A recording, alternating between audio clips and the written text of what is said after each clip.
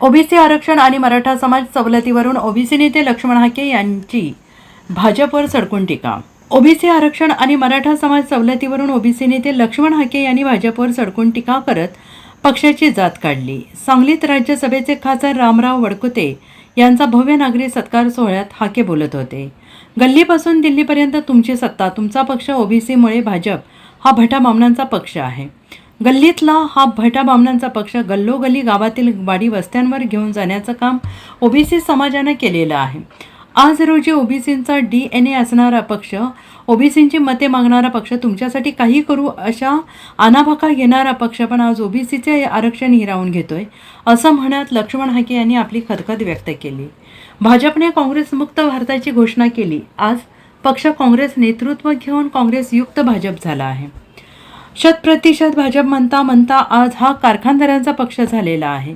ओबीसींचा पक्ष म्हणणारा भाजप आज कारखानदारांचा पक्ष झालेला. यांना कोणाचेही देणे घेणे नाही. ज्या समूहाला खासदारकी मिळते त्या समूहाचे संविधानिक वैधानिक हक्क, अधिकार, बजेट या सत्ताधारकांकडून हिरावून घेतले जातात, याचं दुःख वाटतं. आम्ही वडकुते साहेबांना खासदारकी मिळाली म्हणून आनंद व्यक्त करायचा आणि ओबीसींचं नेतृत्व या व्यवस्थेमध्ये तयार होऊ नये म्हणून व्यवस्थेत जी यंत्रणा काम करते त्यांना समर्थन देण्याचं काम राज्य सरकार करत आहे. हे दुःख आहे, असंही हाके यांनी म्हटलं आहे.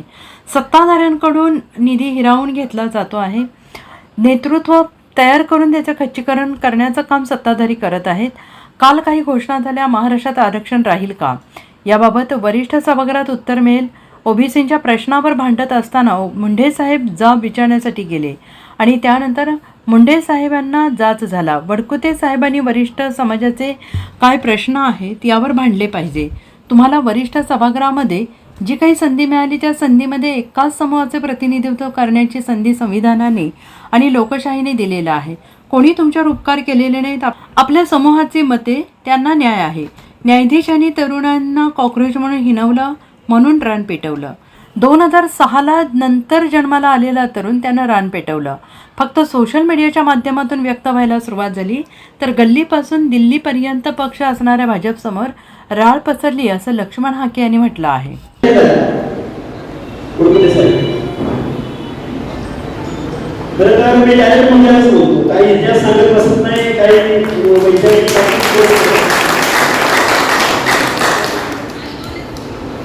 आता महाराष्ट्रामध्ये रिझर्वेशन राहिलं का या प्रश्नाचं उत्तर खऱ्या अर्थानं वरिष्ठ समाजाला आमच्या साहेब केले.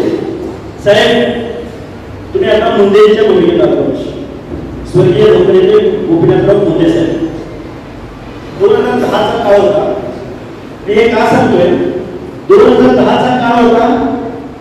देशामध्ये भाजपचा शीर्षस्थ नेता, ज्या पक्षांचं रिझर्वेशनला मिळवलंय किंवा त्या रिझर्वेशन पॉलिसीला तात्विक विरोध आहे, त्या पक्षाचा नेता 2010 मध्ये संसदेमध्ये ओबीसीच्या प्रश्नावरती, जातनिहायच्या प्रश्नावरती जनगणना झाली पाहिजे, आम्हाला मोजा, आमची संख्या काय आहे बघा, आमचं या देशामधलं सामाजिक आर्थिक स्थितीगती काय आहे बघा, आम्ही कुठं राहतो आहोत, कसं राहतो आहोत, आम्हाला देशाच्या स्वातंत्र्यानंतर काय भेटलं याचं अनालिसिस करा म्हणून सरकारच्या विरोधामध्ये संसदेमध्ये त्यांनी भाषण केलं.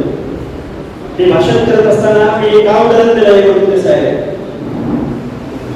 ओबीसीच्या प्रश्नावर भांडत असताना मुंडे साहेब अडवाणी वाजपेयींना विचारायला गेले तर त्यांनी संसदेला जो घेराव घातला त्या घेरावामध्ये रामविलास पासवानांपासून लालू प्रसाद यादवांपासून समीरजी भुजबळांपासून हर एक माणसाच्या या ओबीसीच्या प्रश्नावरती आवाज उठवण्याचं काम आहे. आणि तोच जागा ठेवून पुढं मुंडे साहेबांना किती जाच करा किंवा आमचे इतर आपले ज्येष्ठ नेते डांगे साहेब त्यांनी ज्यावेळी वास्तव भूमिका या महाराष्ट्रामध्ये मांडल्या त्यावेळी या नेतृत्वाला काय त्रास झाला हे तुम्हाला मला माहिती आहे.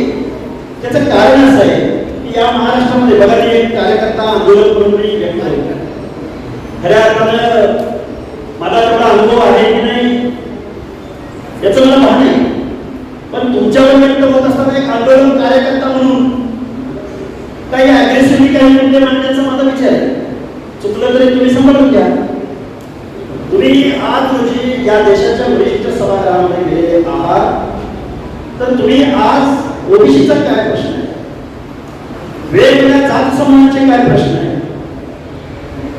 तुम्हाला वरिष्ठ सभागृहामध्ये जी संधी मिळाली त्या संधीमध्ये सायंटिकी असलेल्या एका समूहाचं प्रतिनिधित्व करायची संधी इथल्या संविधानाने दिली, इथल्या लोकशाहीने दिली. कुणी आपल्यावर उपकार केले तर एवढ्या मोठ्या समूहाची मदत त्यांना होईल. ज्या आताच्या गल्लीपासून दिल्लीपर्यंत तुमची सत्ता आहे ना, या पक्षाला हा खरं तर घटकबांधांचा पक्ष होता. खऱ्या अर्थानं आपला माधव परिवारामध्ये कार्यकर्तृत्वात नेते आहे. माई धनगर बंजारी ओबीसी डीए म्हणतात ना, ही भटाभावनांची निर्मिती पत्ती या महाराष्ट्रामधल्या वाड्या वस्त्यावर तांड्यावर भटक्यांच्या गोरगरिबांच्या ओबीसीच्या झोपड्यामध्ये घेऊन जाण्याचं काम जर कोणी केलं असेल तर त्यामध्ये आपल्या या व्यासपीठावर उपस्थित असलेले माननीय दानवे साहेब आहेत. Bureau report SVN Marathi.